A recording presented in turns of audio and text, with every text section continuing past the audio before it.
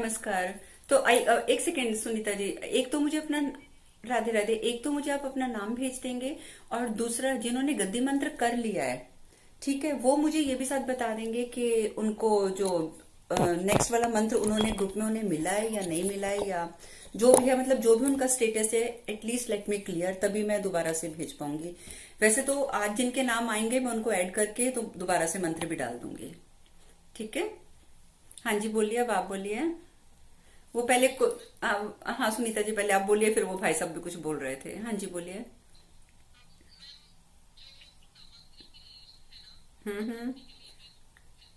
मैं बिल्कुल आपको कोशिश करूंगी, लिस्ट तो मैं आज ही भेज दूंगी। ठीक है। और बाकी जो जिन्होंने नवरात्र को मंत्र करना है उन लोगों को, उन सारे भाई बहनों को मैं चाहूंगी कि एक बार हम लोग आपस में बात कर लेंगे। चाहे आप सिर्फ 15 मिनट के लिए आ जाइएगा, वीक डे में कोई दिन देख लेते हैं। ठीक है। तो उस टाइम पे लिस्ट में भेज दूंगी। हाँ नहीं नहीं, ठीक है, मैं आज भेज दूंगी, नो प्रॉब्लम, कोई प्रॉब्लम नहीं है उसमें। क्या चीज? हाँ वो सारा मैं आज ग्रुप में भेज दूंगी, डोंट वरी। ठीक है। हाँ हाँ, डोंट वरी, मैं पूरी की पूरी आपको लिस्ट भेजूंगी, उसमें टेंशन लेने की जरूरत नहीं है। आपका कुछ भी मिस नहीं होगा। ठीक है। अभी मैंने भेजी नहीं है ना लिस्ट, इसलिए आपको थोड़ा कंफ्यूजन लग रहा है। हाँ जी बोलो।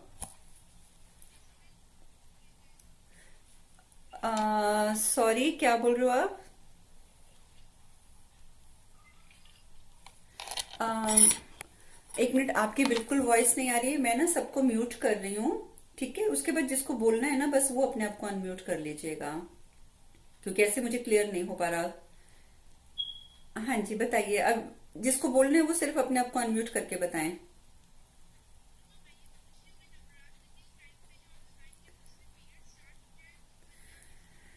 फिर आप कुछ नहीं कर सकते फिर तो आप अपने घर में बैठ के भगवान का नाम ही लेंगे बस लेना तो भगवान का नाम ही है।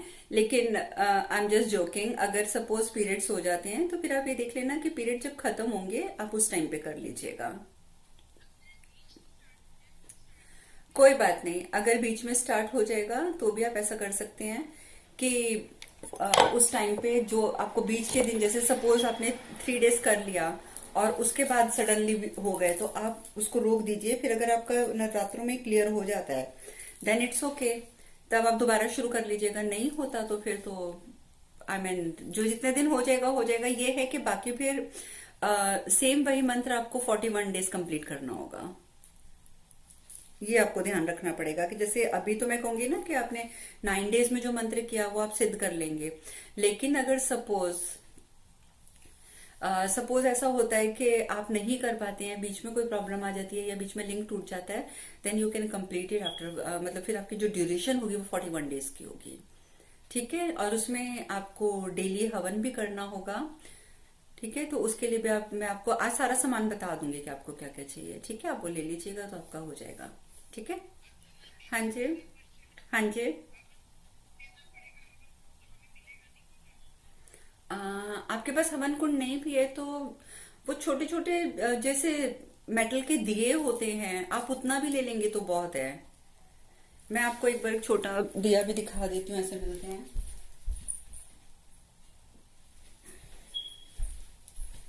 ये देखिए, इस तरीके की मिल जाती है ना, जिनमें हैंडल होता है। हम्म। मिट्टी के में भी कर सकते हो, क्योंकि कोशिश ये करना, देखिए जो भी मंत्र होगा ना, आपको सिर्फ वो मंत्र का जो हवन करना है, आहुति देनी होगी। मैं शॉर्ट में अभी बता देती हूँ, वो सिर्फ 11 टाइम्स देनी है। 11 टाइम्स भी मैं इसलिए बोल रही हूँ कि देनी है। अगर आप चाहें तो आप नहीं भी दे सकते तो मत दीजिएगा। जब मंत्र पूरा हो जाएगा तो फिर उसके बाद आप उसका दशांश हवन कर दीजिएगा। ठीक है। और अगर आप रोज, जैसे अब हमारे यहाँ समस्या है कि जैसे हम हवन करेंगे तो अब सारे घर के अलार्म बजेंगे ही बजेंगे, तो हम इतना बहुत मुश्किल हो जाता है कि मैं हवन कैसे करूं। लेकिन अब रोज तो फिर मैं रोज कर लेती हूँ। रोज दशांश का मतलब क्या होता है, आपने सपोज एक माला करी तो दशांश अंश कितना हो गया उसका? 11। हाँ, 11 बार आपको करना पड़ेगा। ठीक है। तो वो 11 बार आप रोज का रोज हवन कर लो, तो वो फिर इकट्ठा जो 108 बार करना है वो नहीं करना पड़ेगा। जैसे 108 बार कर, हाँ जी, वो तो आप, हाँ हाँ जी, तो आप मार्केट से रेडीमेड ले लीजिएगा ना हवन सामग्री तो। हाँ, तो कुछ चीजें तो डालनी पड़ती हैं। अब जैसे अब हम लोग ऊपर से लौंग डालते हैं, इलायची डालते हैं, कैम्फर डालते हैं। मैंने तो जैसे घी भी मिक्सी करके रखा हुआ है ताकि बार बार घी की भी, क्योंकि अगर एक अकेला बंदा कर रहा है तो ये तो हो नहीं सकता ना, इधर से आहुति देगा इधर से घी डालेगा, this is not practically possible. तो मैंने उसी में ही एक बॉक्स में अलग घी डालकर पूरी सामग्री घी वाली बनाकर रखी हुई है। ठीक है, तो आप ऐसे भी कर सकते हैं। तो कहने का मतलब है कि वो होती है ना, जहाँ चाह वहां राह, कोई ना कोई रास्ता निकल आता है, डोंट वरी। ठीक है। हाँ जी हाँ जी, तो आप नहीं नहीं, बिल्कुल आप उसमें कर सकते हैं। ठीक है, क्योंकि देखो ज्यादा लकड़ी नहीं जलानी है, आम की लकड़ी जलानी होती है, लेकिन मैं प्रेफर करूंगी कि आप सिर्फ एक लकड़ी लें। आप ज्यादा लकड़ी भी मत लीजिए, सिर्फ एक लकड़ी लीजिए, उसको घी में डिप कीजिए ताकि घर में भी धुआं ना हो। एक लकड़ी ली, घी में डिप किया, उसके ऊपर आप साइड जैसे फ्रंट, जैसे सपोज आपने ऐसे टिका दी हवन कुंड में, तो उसका जो नीचे का पोर्शन है वहां पे आपने कैम्फर यानी कि वो कपूर डाल दिया। ठीक है, उसके बाद आप जैसे ही कपूर को जलाएंगे, लकड़ी ऑलरेडी घी में है तो वो तुरंत आग पकड़ लेगी। तो एक लकड़ी, अभी चौथाई भी, हाँ जी चौथाई जलेगी तो आपकी 11 आहुति पूरी हो जाएगी। तो इसलिए आपको एक लकड़ी से ज्यादा यूज करने की भी जरूरत नहीं है। ठीक है। नहीं नहीं नहीं, ये वाले हवन में कंडा नहीं करना यूज। ठीक है, इसमें नहीं करना है। हाँ, ये गलती मत कीजिएगा, इसमें आम की लकड़ी ही यूज होगी। हम लोग कंडा जो यूज करते हैं बेसिकली, वो हम यूज करते हैं अपनी नेगेटिविटी हटाने के लिए। जैसे सपोज आपके ऊपर किसी नेगेटिव उसका एंटिटी का असर है, तो तब मैं कहती हूँ कि चलो भी आप अपना उतारा करो और कंडे पे डाल के जला दो। ठीक है, कंडे पे आप वो कर सकते हो। घर में धुनी देनी है, जैसे घर में आपको इन्वायरमेंट प्योर करना है, आप चाहते हो कि आपके घर में वायरसेस ना हो या बैक्टीरियाज ना पले, तब आप कंडा जलाओ। कंडे के ऊपर आप ज्यादा भी कुछ मत डालो, सिर्फ आप काली सरसों, पीली सरसों, सेंधा नमक और कैम्फर, और अगर गूगल है तो गूगल, बस इतनी चीजें डाल के, वो भी आप अगर आप सारे घर में घुमा दोगे तो घर की सारी नेगेटिविटी आपकी हट जाएगी। ठीक है, तो कंडा हम इस पर्पज से यूज करते हैं। हम्म। हाँ हाँ, गुमेद मिलता है हाँ। मैंने उस पे किया नहीं है, क्योंकि हर एक हवन का एक अलग प्रोसेस होता है। ठीक है, तो इसका प्रोसेस जो है, जो मंत्र मैं आपको दूंगी, इसका प्रोसेस यही है कि आपको आम की लकड़ी चाहिए होगी। ठीक है, और कंडा यूज नहीं करना है। हम्म।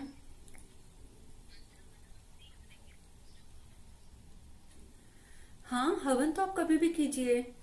हवन तो अच्छा ही होता है, इसलिए औरिक हवन भी हमने जब पीछे किया था कि हवन कुंड नहीं है, हवन सामग्री नहीं है, तो औरिक हवन ही कर लो। पर हवन इज गुड बिकॉज आप उसमें बार बार देवताओं को बुलाते हैं, उनसे आशीर्वाद लेते हैं, फिर आप उनको जाने के लिए, प्रस्थान करने के लिए भी बोलते हैं।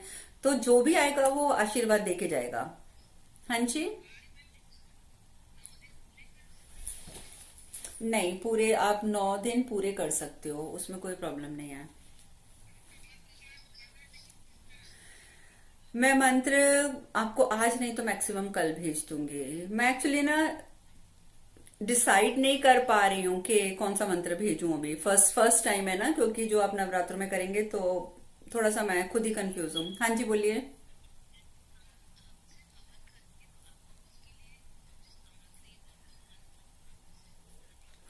देखिए, जो अगर आप सिर्फ हवन करेंगे, ठीक है, तो जो भी भाई बहन या साधक जो भी हैं, जो तो नवरात्रि का मंत्र कर रहे हैं, तो वो जो 11 आहुति देंगे वो उसी मंत्र की देंगे। समझ आ गया ना। जैसे सपोज मैं आपको अगर माता रानी का जो मंत्र देती हूँ, तो आपने माता रानी के मंत्र की ही 11 आहुति देनी है। ठीक है, और जो मंत्र नहीं कर रहे हैं और वो जस्ट हवन करना चाहते हैं, तो जो मंत्र हमने औरिक हवन में बोले हैं, आपने सिर्फ वही रिपीट करने हैं। ठीक है, और हम्म हम्म हम्म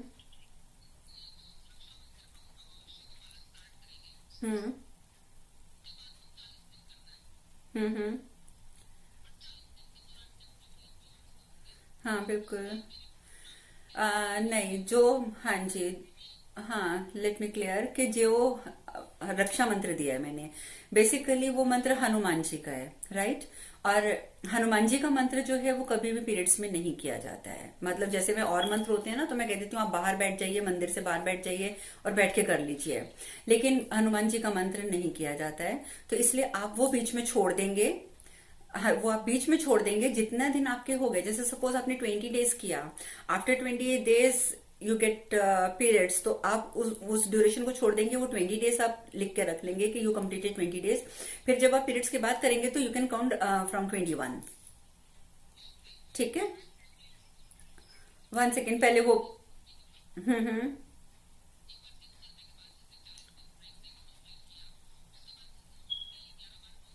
हम्म। हनुमान जी का मंत्र नहीं बोलते हैं, हनुमान जी का मंत्र अवॉइड करते हैं, नहीं। बाकी हम मंत्र कर लेते हैं, हाँ। अब बस दूर से प्रणाम कर दो, हम लोग माता रानी के बोल लेते हैं, शिव जी के बोल लेते हैं, लेकिन हम हनुमान जी के नहीं, क्योंकि हनुमान जी ब्रह्मचारी हैं, है ना, तो हम उनके मंत्र नहीं बोलते पीरियड्स में। हम्म।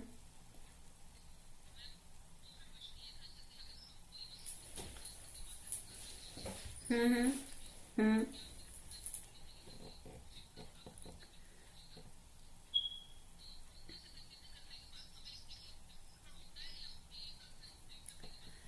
नहीं, छोड़ नहीं सकते हैं। अगर आप किसी चीज की साधना करते हैं, जैसे सपोज आपने क्या किया, कई बार हमारे साथ क्या होता है, एक नवरात्रि आए, हमने एक मंत्र सिद्ध कर लिया, अगले नवरात्रि आए हमने दूसरा मंत्र सिद्ध कर लिया, तीसरे नवरात्रि हमने तीसरा मंत्र सिद्ध कर लिया। अब इतने बड़े आप साधु महात्मा तो है नहीं कि आप दुनिया छोड़ चुके हैं, आप बस अब माला लेके बैठे रहेंगे, जाप करते रहेंगे, तो वो प्रैक्टिकली पॉसिबल नहीं होता। तो उसके लिए हम क्या करते हैं कि जैसे आपने सपोज अलग अलग नवरात्रों में अलग अलग मंत्र सिद्ध कर लिया, अब आप उनकी चाहे सिर्फ 11 बार रेसिटेशन करें, ठीक है। अब पूरी पूरी माला करोगे तो बहुत टाइम लग जाता है। अब आप 11 11 बार कर लो, बस 11 11 बार करा। और फिर कुछ मंत्र तो ऐसे होते हैं जो आपको रोज करने भी नहीं होते हैं, ठीक है। तो उस, लेकिन आपको हाँ एक चीज ध्यान रखनी है कि प्लीज, अच्छा हुआ आपने क्वेश्चन कर लिया, आप लोग अपनी एक छोटी डायरी बना लीजिए जिसके अंदर आप इन मंत्रों को लिख के रखेंगे। क्योंकि जैसे सपोज आपने, आपके 4 5 मंत्र एक हो गए, इकट्ठे सिद्ध हो गए, अब आपको लग रहा है कि आप पूरी पूरी माला तो कर नहीं सकते हैं, लेकिन 11 11 बार कर रहे हैं, लेकिन ये मंत्र जो होते हैं ये आफ्टर 1 ईयर स्लो डाउन, मतलब इनका जो असर होता है ना वो स्लो डाउन होना शुरू हो जाता है। तो फिर इसका प्रोसेस ये होता है कि जब दिवाली आती है ना, तो दिवाली की जो रात होती है या दिवाली का दिन भी अच्छा माना जाता है, तो उस दिन आप इन सारे मंत्रों की एक एक माला करेंगे, ठीक है। तो उससे क्या होगा कि आप उसको रिफ्रेश कर लेंगे सारे मंत्रों को। उसके बाद फिर एक एक माला आपने दिवाली पे कर ली, उसके बाद बेशक आप फिर 11 11 बार कीजिए। तो 11 11 बार मंत्र तो आप 10 मंत्र भी कर लोगे तब भी समझो एक ही माला हुई ना, है ना। तो इसलिए कोई फर्क नहीं पड़ेगा आपको। तो ये प्रोसेस है उसका। हम्म। सुनीता आपकी आवाज क्लियर नहीं आ रही, क्या बोल रहे हैं आप? कर सकते हैं, शिव जी का भी मंत्र सिद्ध कर सकते हैं, लेकिन यही है कि अभी तो नवरात्रे आ रहे हैं ना, तो इसलिए पहले अभी हम ये करेंगे। आपको शिव जी का मंत्र करना है तो आगे कोई भी अगर ग्रहण आएगा ना, तो तब मैं आपको बता दूंगी। ओके।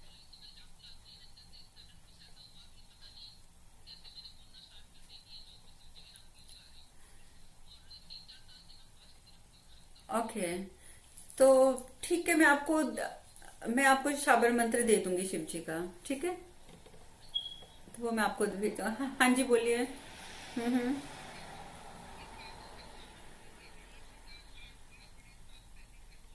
ठीक है।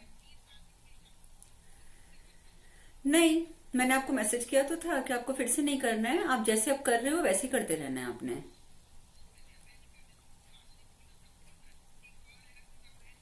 हम्म। हम्म।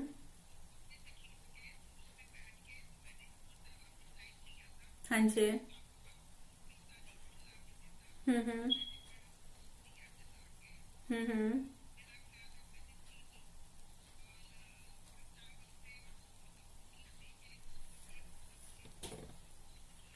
हाँ तो बस ठीक है। हाँ जी, नहीं नहीं, आप जैसे मैंने आपको पहले भी बोला, रूटीन कोई अपनी चेंज नहीं करेगा। आप लोग जो कर रहे हैं वो आप करते रहेंगे, उसको किसी भी चीज को बंद नहीं करना है, ठीक है, जो आप कर रहे हो वो करो। If you want to do additional things, जो मैं बता रही हूँ वो आप एज एन एडिशनल थिंग कर सकते हैं। ठीक है, लेकिन अपना कभी भी लिंक नहीं तोड़ना चाहिए, अपने इष्ट को नहीं छोड़ना चाहिए, जिसकी आप कब से आराधना कर रहे हो उन्हें कभी नहीं छोड़ना चाहिए। आप जैसे सपोज एक व्यक्ति है जो मतलब अगर मैं कहूँ कृष्ण जी की पूजा करता है, ठीक है, अगर उसने ये मान रखा है कि मेरे सर्वस्व कृष्ण जी हैं, तो मैं ये नहीं कहूंगी कि अब आप कृष्ण जी को छोड़ दो, नहीं जी मैं तो आपको शिव जी की आराधना करने के लिए बोल रहा हूँ, वो करो, नहीं, कोई फर्क नहीं है, भगवान एक है, रूप अलग है। आप जिस रूप को श्रद्धा भाव रख के करेंगे वही आपको फल, आपको वही मिलना है, चाहे आप किसी की भी आराधना करें। तो इसलिए अपनी रूटीन बिल्कुल चेंज नहीं करनी, जो आप लोग करते हैं वो करना है, जो आपके गुरु हैं वो हैं, जो आपके इष्ट हैं वो आपके हैं, नहीं बदलना कुछ भी। ठीक है, बाकी आप एडिशनल जो करना चाहते हो तो वो करो, उसमें कोई प्रॉब्लम नहीं है, उससे मुझे भी कोई लेना देना नहीं है, क्योंकि जो हम लोग जिनके सहारे बड़े हो रहे हैं, जिनको हम शुरू से पूजते आ रहे हैं, उनको कभी भी बंद नहीं करते हैं। ठीक है, इतना याद रखिएगा, जो कर रहे हो वो करते रहना है एज इट इज। तो बाकी आज हमने जो करना है वो तो ओम की मेडिटेशन करनी है। तो अब मैं म्यूट कर देती हूँ, ठीक है, क्योंकि आज, हाँ जी, हरे कृष्णा। बोलिए। हम्म। नहीं, आपके 7 डे, आपको 7 डेज के लिए तो करना था गद्दी मंत्र, तो आपको देख के करना चाहिए था ना कि आपकी डेट तो नहीं आ रही बीच में। ओके। अच्छा, हाँ हाँ। नहीं, क्योंकि आपने गद्दी पर बैठना ही नहीं है ना, पीरियड्स के टाइम पे तो आपने बैठना ही नहीं है, तो जब आपने बैठना ही नहीं है तो फिर आप मंत्र करके क्या करेंगे, है ना, वो तो आपको वैसे भी गद्दी के सामने खड़े होके करना है। हाँ जी। हम्म। वो सब मैं आपको बताऊंगी, ठीक है, मैंने कहा है ना कि अभी मैं कोशिश करूंगी कल परसों में 15 मिनट के लिए हम लोग सिर्फ जो जयमा ग्रुप में है वो लोग, हम लोग एक वो कर लेंगे, मीटिंग कर लेंगे और क्लियर कर लेंगे। दूसरी चीज है कि मैं पेड उससे जूम से कनेक्टेड नहीं हूं, अगर सपोज 40 मिनट्स के बाद ये डिस्कनेक्ट होता है तो आप लोग रिज्वाइन कर लीजिएगा। ठीक है। हाँ जी, बोलिए बोलिए।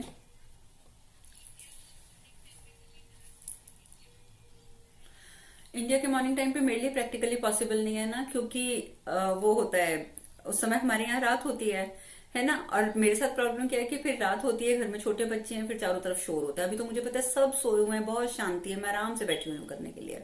मैं मतलब क्योंकि देखिए आप लोगों को तो मैं म्यूट कर दूंगी, राइट, मैं अपना तो म्यूट नहीं कर सकती ना, मुझे तो बोलना है, और मैं अपना अनम्यूट रखूंगी तो आसपास जो भी शोर होगा वो आपको सुनाई देगा। नहीं, मेरे लिए भी मुश्किल है, मैं शोर में मेडिटेशन वगैरह शोर में नहीं हो सकती, और उस टाइम पे मेरे घर में शोर होगा ही होगा, बच्चे छोटे हैं उनको कंट्रोल नहीं कर सकते। हम्म। इसीलिए मैं इस टाइम कराती हूँ, हाँ जी, कि इस टाइम पे सब मतलब मेरे पास भी शांति होती है। हम्म।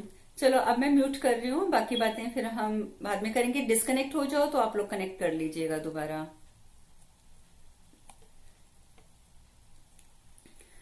तो हमने जैसे कि बोला था कि हम लोग आज जो बात करेंगे वो ओम मेडिटेशन की करेंगे। ठीक है, अब क्वेश्चन ये आता है ना कि ओम की मेडिटेशन से क्या होगा, लेकिन मैं आपको एक चीज बता दूं कि ओम की मेडिटेशन इतनी इफेक्टिव मेडिटेशन है कि उसका मुकाबला तो कुछ भी नहीं है।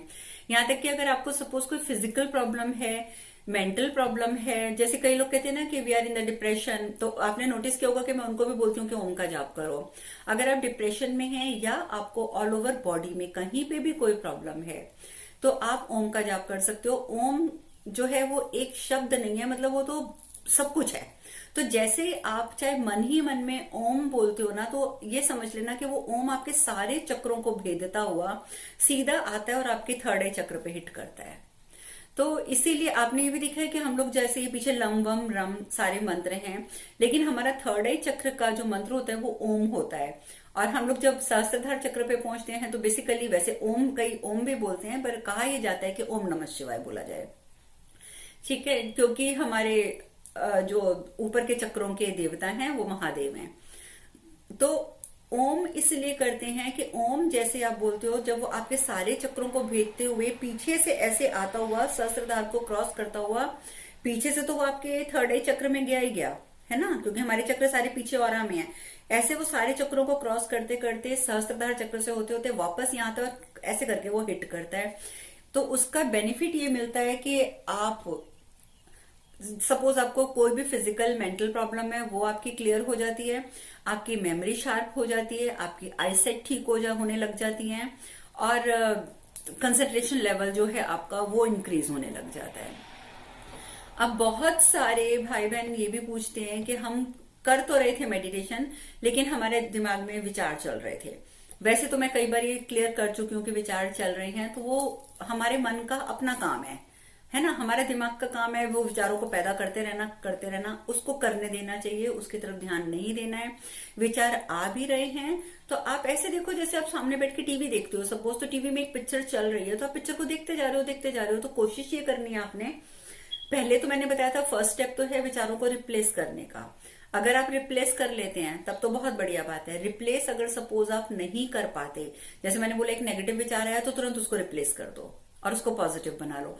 नहीं रिप्लेस कर पाते तो फिर आप तब भी कुछ मत करो, तब आप बैठ के सिर्फ साक्षी की तरह उनको देखते रहो कि जैसे आप टीवी देख रहे हो। आपका माइंड जो है वो आपकी टीवी स्क्रीन है, उस पर जो पिक्चर चल रही है, जो आती जा रही है, आप जैसे पिक्चर देख रहे हो तो आप पिक्चर में करेक्टर आता है, हीरो है, हीरोइन है, वॉट एवर जो भी करेक्टर है, आप उसके साथ इंटरेक्ट तो नहीं करते ना। आपको उसकी कोई बात बुरी भी लगती है तो आप चुपचाप सुनते ही हो, आप कुछ कर तो सकते नहीं हो कि उसको पकड़ोगे, उसका गला पकड़ के बाहर खींच लोगे, चल इधर बताऊं तू तो गलत बोल रहा है ना, ऐसा तो नहीं करते हम। तो सेम वही प्रोसेस जो है वो हमारे ब्रेन के साथ, हमारे माइंड, हमारे थॉट्स के साथ है। अगर आप ऐसे ही बिहेव अपने थॉट्स के साथ करोगे ना, आ रहे हो आते रहो, मैं आपको एंटरटेन नहीं कर रही हूं, तो आपके विचार आपको परेशान नहीं करेंगे। आप उसको पिक्चर की तरह देखते रहो, वो आते जाएंगे जाते जाएंगे, आते जाएंगे जाते जाएंगे, पर प्लीज वो आएंगे। और आपको लगेगा कि वो तो आते जा रहे हैं, तो मैं तो मेडिटेशन कर रही थी, मैं तो ओम का जाप कर रही थी, मैं तो ये वाला जाप कर रही थी, मैं तो अपने भगवान जी का इष्ट का जाप कर रही थी, तो उसका क्या होगा। लेकिन ऐसा कुछ नहीं होता है, वो जाप आपको बेनिफिट देगा। कभी ही मत सोचना कि उस जाप का आपको बेनिफिट नहीं मिलेगा, ऐसा कभी नहीं होता है। बिकॉज आप जो जाप कर रहे हो, या सपोज आप जाप भी नहीं कर रहे, जैसे मैं भी आपको एक तरीका बता रही हूँ, मैं आपको पहले सिखा दूंगी कैसे करनी है ओम की मेडिटेशन, फिर मैं एक ऑडियो चला दूंगी, आपने उस ऑडियो को सुन के करना है। अब आपको लगेगा कि ऑडियो चल रही है, आप उसके साथ साथ मैं कहूंगी कि आपने ब्रीदिंग करनी है उस ऑडियो के साथ। आप ब्रीदिंग कर रहे हो, लेकिन आपके मन में होगा कि ओम का जाप भी चल रहा है, मैं ब्रीदिंग भी कर रही हूँ, लेकिन ये क्या, मैं सोच तो कुछ और रही थी।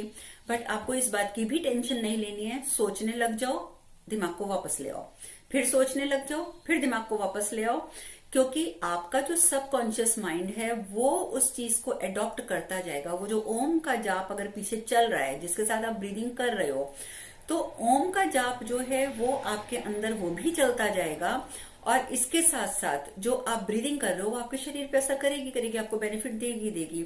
तो अल्टीमेटली आपका नुकसान कहीं पे भी नहीं है, मेरा कहने का मतलब नहीं है। देन फॉरगेट इट, उसको आने दो, जाने दो, जो मर्जी करने दो, कंफ्यूज होने की जरूरत नहीं है, राइट। और आपने लगातार आप जो कर रहे हो अपने आप को इंस्ट्रक्शन, मैं तभी इमेजिनेशन से ज्यादा भी इंस्ट्रक्शन पे जोर देती हूँ।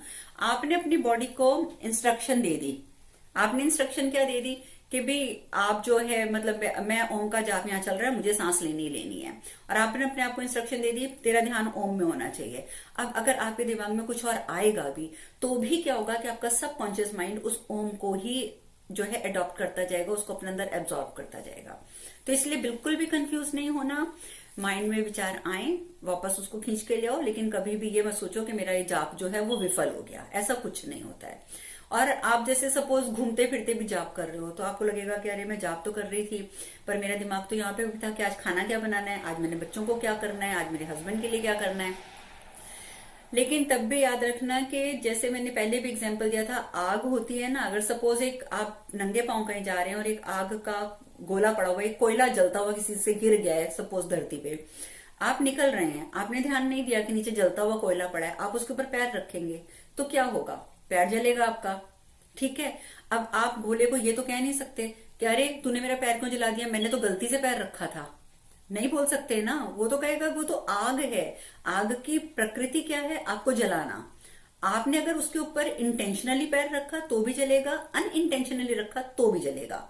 होता है ना, ये आग ने तो अपना काम कर ही देना है, उसने तो जला ही देना है, चाहे आप ध्यान से करो चाहे आप बेध्यानी में करो, वो ही सेम चीज होती है। अगर सपोज आपके अंदर जाप चल रहा है, आप माला लेके भी बैठे हैं, मंदिर में बैठे हैं, आप जाप कर रहे हैं, तो भगवान का नाम जब आप ले रहे हैं तो उसका जो आप जाप कर रहे हैं ना, वो अपना फल तो आपको देगा ही देगा। उसकी प्रकृति है, भगवान के नाम की प्रकृति है कि वो आपको फल देगी देगी। आप चाहे जान के करें या अनजाने में करें, आप जितनी बार भगवान का नाम लेंगे आपको उसका बेनिफिट मिलेगा ही मिलेगा। जैसे आग ने आपको जलाना ही जलाना है ना, चाहे कुछ भी हो जाए, चाहे गलती से पैर रखो, वही चीज ये करता है, भगवान का नाम करता है। तो हम कहते हैं ना कि हमने भगवान का नाम लिया तो हमारे अंदर फीड हो गया वो भगवान का नाम, हमारे सबकॉन्शियस माइंड ने उसको ले लिया अपने पास। उसी तरीके से आप जब मेडिटेशन भी कर रहे हैं तो भी आपने सेम यही प्रोसेस करना है, ठीक है। इसलिए बिल्कुल भी कंफ्यूज नहीं होना इस बात को लेके, बस इतना ध्यान रखना, अवेयरनेस रखनी है। अगर विचार आपके दूसरे आ रहे हैं तो ट्राई टू कम बैक, फिर अपने माइंड को बोलो चलो भाई चलो बाद में बात करेंगे, पहले वापस आ जाओ, मेडिटेशन कर लेते हैं, पहले हम ओम का जाप कर रहे हैं वो कर लेते हैं। दैट्स इट, आपका काम बस इतना है, अपने माइंड को बार बार घुमा के वापस लेके आना, ठीक है। तो इसलिए बिल्कुल भी दिमाग में ऐसी कोई बात नहीं रखनी है। आपने जो कर रहा है, जो चल रहा है उसको चलते जाना है, बस अवेयरनेस के साथ करना है आपने, बाकी और कुछ भी आपको सोचने की आवश्यकता नहीं है। अब हम बात कर रहे थे कि ओम का जाप, कि ओम का जाप ही क्यों। ओम का जैसे मैंने बता दिया कि वो आपके थर्ड आई पे सीधा जाके अटैक करता है। इसको मैं अटैक इसलिए बोलूंगी क्योंकि वो जाके आपको हिट करता है। जैसे ही आप ओम बोलते हैं ना तो वो सीधा आपके यहाँ पे आके हिट करता है। हिट करता है तो थर्ड आई आपकी एक्टिवेट होती है। अब क्या होता है कि जितना ज्यादा आप ओम का जाप करेंगे, आप इतना याद रखिएगा कि आपकी अंदर जो जितनी भी नेगेटिविटी भरी हुई है वो आपकी सारी निकल जाएगी। आप एक सकारात्मक मोड़ पे पहुंच जाते हो। और वैसे तो ओम के बारे में सब कुछ जानते ही हो आप लोग, कि उसमें मैंने क्या बताना है, पर फिर भी मैंने एक छोटी सी चीज आपको बताती हूँ। मेरे ख्याल से मैंने आई डोंट रिमेम्बर मैंने शिव कथा में आपको सुनाई है या कहाँ पे सुनाई है, पर मुझे याद नहीं आ रहा है। उसमें एक छोटी सी कथा आती है कि जो विंध्याचल पर्वत था, ठीक है, विंध्याचल पर्वत का नाम आप सबने सुना ही है। मुझे लग रहा है बीच में मीटिंग बंद हो जाएगी तो आप लोग कनेक्ट हो जाना। तो विंध्याचल पर्वत जो था उसको एक बार घमंड हो गया अपने ऊपर कि भाई मैं तो सबसे बड़ा हूं। तो अब जी बड़ा घमंड अपने मन में 24 घंटे सोचे कि मैं सबसे बड़ा हूं, सबसे विशाल हूं, सबसे ताकतवर हूं। उसके दिमाग में 24 घंटे ये बात चलने लग गई। तो क्या हुआ कि जब उसके दिमाग में 24 घंटे बात रहती थी तो नारद जी को पता चल गया कि भाई ये विंध्याचल जो है ये तो अपने घमंड में आ गया है। उसने क्या, नारद जी ने क्या किया कि विंध्याचल पर्वत के पास चले गए।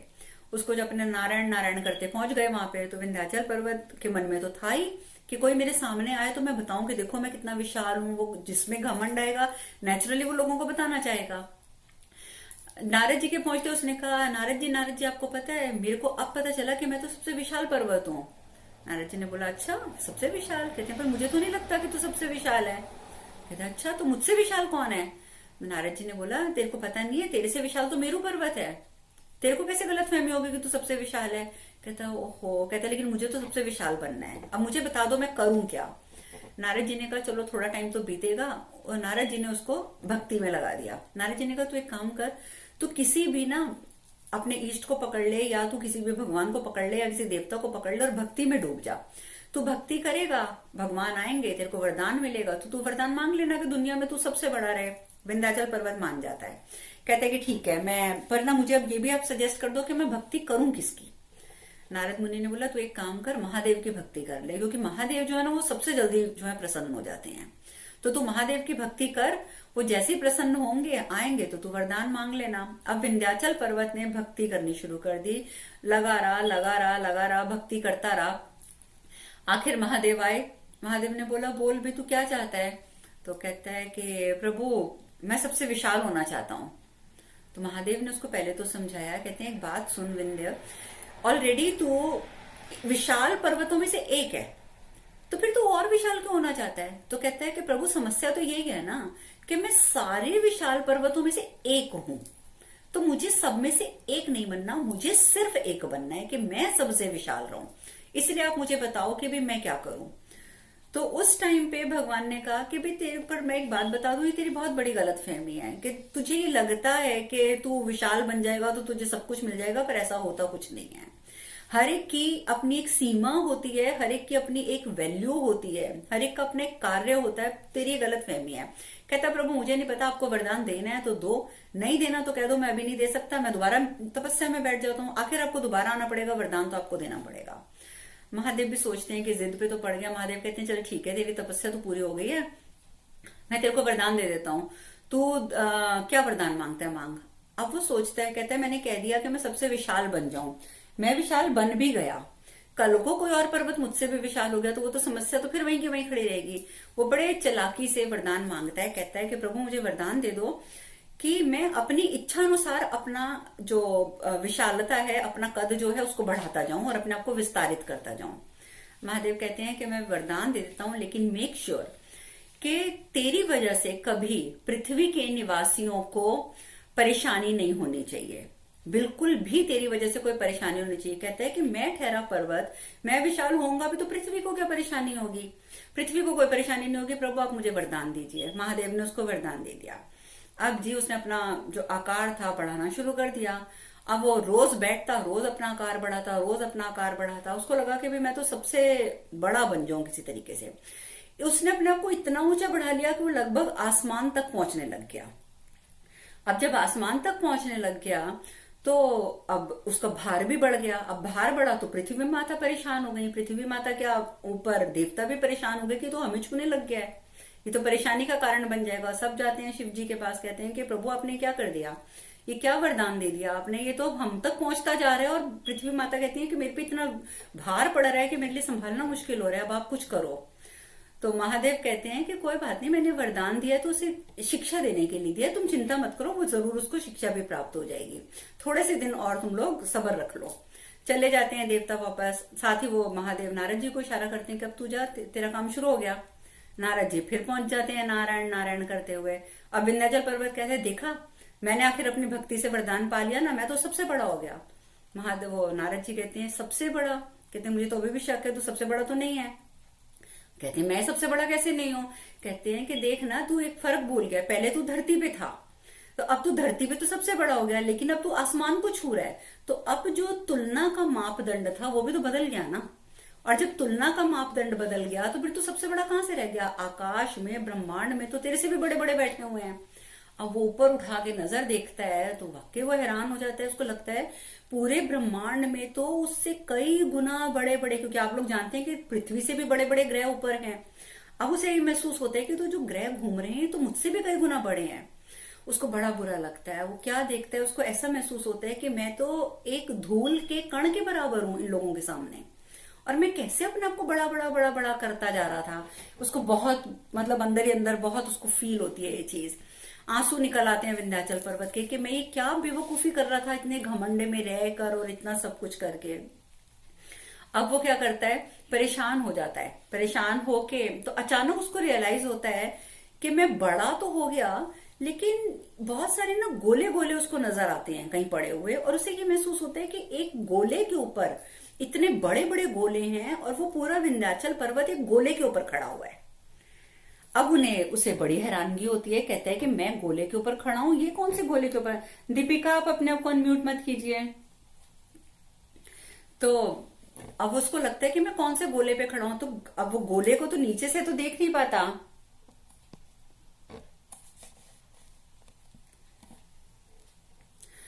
तो उसे हम आगे बात करते हैं कथा की। तो उसे ऐसा लगता है कि मैं मतलब एक किसी गोले के ऊपर खड़ा हूं। तो वो देखता है तो उसको गोले गोले गोले गोले नजर आते हैं, पर उसको समझ नहीं आता कि मैं किस गोले पे खड़ा हूं।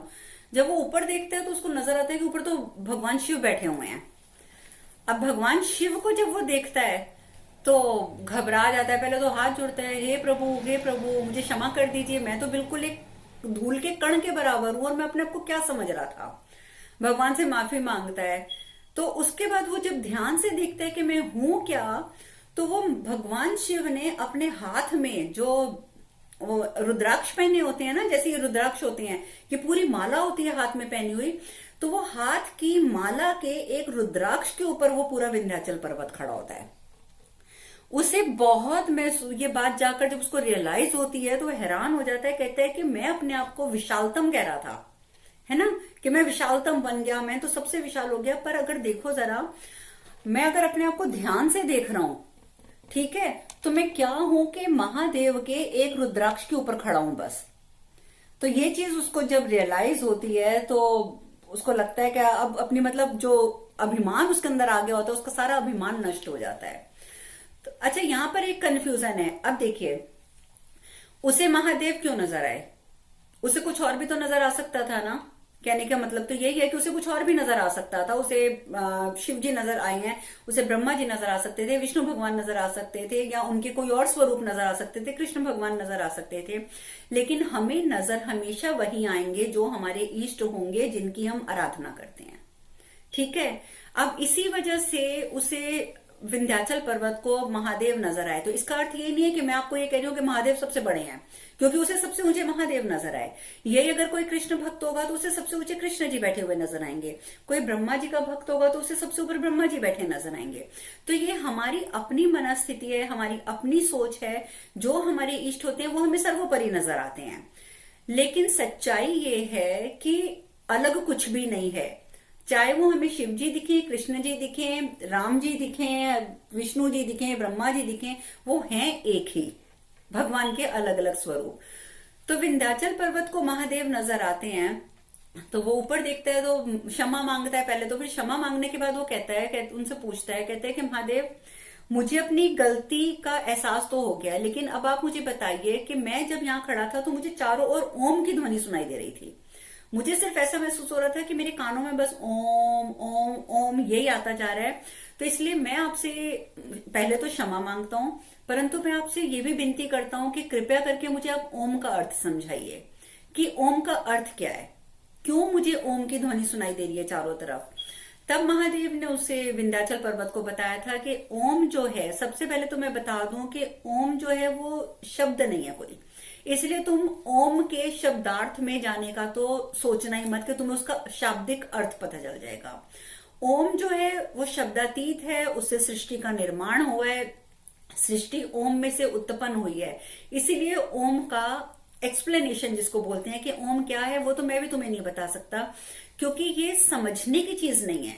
ओम जो है वो महसूस करने की चीज है। तो तुम्हें महसूस करना पड़ेगा कि व्हाट इज ओम, ओम है क्या। तो अब जब वो ये बातें सुनता है, तो जब महादेव कहते हैं कि सृष्टि का आरंभ भी ओम से हुआ है, फिर वो कंफ्यूज हो जाता है विंध्याचल पर्वत। वो कहते हैं, प्रभु लेकिन क्षमा करें, मैं आपकी बात बीच में काट रहा हूं, लेकिन मैंने तो आज तक ये सुना था कि सृष्टि का निर्माण में सबसे पहले त्रिदेव आए थे। तो जब सबसे पहले त्रिदेव आए थे तो ओम कहां से आ गया? महादेव कहते हैं यही तो सबसे बड़ी प्रॉब्लम है कि पहली बात तो ये है कि त्रिदेव एक दूसरे की तुलना में कम ज्यादा नहीं है। त्रिदेव यानी ब्रह्मा विष्णु महेश, तीनों का अस्तित्व जो है वो बराबर है। फिर ये तीनों का अस्तित्व जो है, जैसे ही तुम ओम का उच्चारण करते हो तो अर्थात तुम ब्रह्मा विष्णु महेश तीनों की आराधना कर लेते हो। यानी कि समस्त जो त्रिदेव हैं, जिनके अलग अलग स्वरूप हैं, आप देखिए उसमें फिर कृष्ण जी भी आ गए, राम जी भी आ गए, और जो 24 अवतार हैं अपने विष्णु जी के, वो सारे अवतार आ गए, हनुमान जी आ गए, तो वो तो सारा कुछ बीच में इंक्लूड हो गया। तो महादेव बताते हैं, कहते हैं कि ओम जैसे तुम बोलते हो तो समझो कि तुम त्रिदेव को बुलाते हो, और त्रिदेव आते हैं तो सारे भगवानों के स्वरूप आ जाते हैं। तो इसलिए ये सोचो कि तुम ओम का उच्चारण करो। अब विंध्याचल पर्वत भी उस समय सिर्फ देखने के लिए, एक्सपेरिमेंट करने के लिए ओम का उच्चारण करने लग जाता है, वहीं महादेव के सामने खड़े खड़े। तो वो क्या देखता है कि महादेव तो ऑलरेडी वहां पे थे। उसी समय ओम का 2 मिनट उच्चारण करने के बाद देखता है तो उसे नजर आता है कि ब्रह्मा जी भी वहां पे खड़े हैं, विष्णु जी भी वहां खड़े हैं। तो तब महादेव समझाते हैं, अब तुम्हें समझ आया कि हम तीनों एक हैं, हम तीनों अलग नहीं हैं। हम अगर त्रिदेव हैं तो हम आपस में जुड़े हुए हैं, एक दूसरे पे हमारी निर्भरता है। तो इसीलिए तुम जब ओम का उच्चारण करते हो तो तुम हम तीनों को प्राप्त कर सकते हो। इसीलिए ओम जो है वो चारों तरफ व्याप्त है। हमारे सृष्टि की जो ध्वनि है, जैसे नासा वालों ने भी तो फाइंड आउट किया है कि सृष्टि की जो ध्वनि निकलती रहती है वो, उसको अगर आप ध्यान से सुनोगे तो वो ओम का उच्चारण कर रही होती है। ओम ओम ओम, सिर्फ यही ध्वनि सुनाई देती है। तो इस प्रकार से महादेव ने फिर ओम का सारा वो बताया। महादेव ने बताया कि ओम के उच्चारण से हम तीनों को तुम प्राप्त कर सकते हो। और तो और ओम का उच्चारण जैसे ही कोई भी व्यक्ति करेगा, महादेव आगे बोलते हैं, उसकी एकाग्रता इतनी बढ़ जाएगी कि फिर वो जिंदगी में जो चाहेगा वो उसको प्राप्त कर सकता है। और अपनी एकाग्रता को बढ़ाने के लिए इसीलिए ओम का उच्चारण करना होता है। तो तब जाकर विंध्याचल पर्वत को भी पता चला, महादेव ने उसको समझाया कि देख तू कर क्या रहा था कि मैं विशाल हो जाऊं, विशाल हो जाऊं, लेकिन ये आंतरिक सुख जो तू ढूंढ रहा था वो तुझे बाहर नहीं मिलेगा, तेरी विशालता में तुझे सुख नहीं मिलेगा। वही चीज होती है कि हम हजारों भौतिक चीजें खरीद लेते हैं लेकिन हमें सुख नहीं मिलता। हमारे मन में आता है अगर ना ये सामने गाड़ी बड़ी अच्छी है, सामने वाले की गाड़ी अगर हमें मिल जाएगी ना तो मैं शायद खुश हो जाऊंगा। लेकिन होता क्या है, गाड़ी जैसे ही आती है आपको 2 दिन 3 दिन बहुत खुशी होती है, चौथे दिन वो गाड़ी आपके लिए एक नॉर्मल चीज होती है। फिर आपकी आपकी खुशी किसी और चीज पर निर्भर हो जाती है। फिर आपको लगता है नहीं वो सामने वाले का घर अच्छा है, वैसा घर मिल जाएगा तो मैं खुश हो जाऊंगा। लेकिन वो घर भी जब आपको मिल जाता है तो भी आपको खुशी नहीं मिलती है, वो 2-4 दिन मिलती है, उसके बाद फिर आपको उससे भी बड़े की कामना हो जाती है। ये हमारा ह्यूमन नेचर है। तो आंतरिक सुख जो है वो अगर आपको लेना है तो वो आपको मेडिटेशन से मिलेगा। और ओम का उच्चारण आपको आंतरिक सुख देगा। क्यों? क्योंकि वो आपकी एकाग्रता बढ़ा देगा। तो ये मैंने बहुत बड़ी आज एक्सप्लेनेशन दे दी है। आप में से कई भाई बहनों को ये भी लग रहा होगा कि मैंने आपका समय भी बर्बाद कर दिया है, बट ये समझना भी जरूरी था कि बेसिकली व्हाट इज ओम। हम वैसे भी कहते हैं ना, जब हम ये वाला सुर निकालते हैं ओ मा, तो आप इसको प्रोनाउंस करके देखिए। आप बोलेंगे तो आपके पेट में हलचल होगी, ओ बोलेंगे तो हृदय में हलचल होगी, मां बोलेंगे तो आपके सहस्त्रधार चक्र में हलचल होगी। तो यानी कि ब्रह्मा विष्णु महेश जो हमारे तीनों बैठे हुए हैं ये अपनी हलचल हमें महसूस करवाते हैं। तो ओम में ब्रह्मा विष्णु महेश तीनों का ही हम ध्यान करते हैं। ठीक है, तो उसके लिए फिर आपको किसी स्पेसिफिक जाप की जरूरत नहीं रह जाती।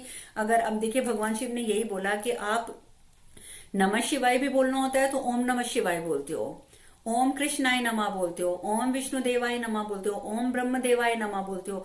यानी कि आप चाहे ब्रह्मा जी का नाम लें, विष्णु जी का लें, कृष्ण जी का लें, शिव जी का लें, किसी का भी नाम लें, आप आगे उनके ओम लगाते ही लगाते हैं। प्रणाम है, ओम पहले लगता ही लगता है। यानी कि जब आपने ओम लगा दिया तो समझो आपने नाम तो वैसे ही ले लिया, फिर तो आप आगे कुछ बोलो ना बोलो तो भी आपको उस नाम का फल मिल जाएगा। ठीक है, तो ये सारा प्रोसेस होता है। अब हमने क्या करना है, ओम का मेडिटेशन करनी है।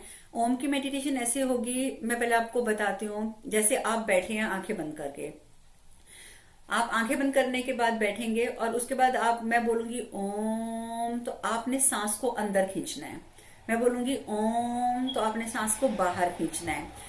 अब कई साधक होते हैं लंबी सांस ले सकते हैं, लेकिन सब लंबी सांस नहीं ले सकते। कईयों को आदत होती है थोड़ी वो छोटी सांस ही ले पाते हैं। ठीक है, तो मैं एक ऑडियो चलाऊंगी, इसलिए हरिहरन जी की है एक ऑडियो, उसमें उन्होंने बड़ा रिदमिक वे में ओम बोला है 108 बार। हमने 108 बार ओम का जाप करना है और वो ओम का जाप हमने सांस के साथ करना है। एक ओम में सांस बाहर जाएगी, एक ओम में सांस अंदर आएगी।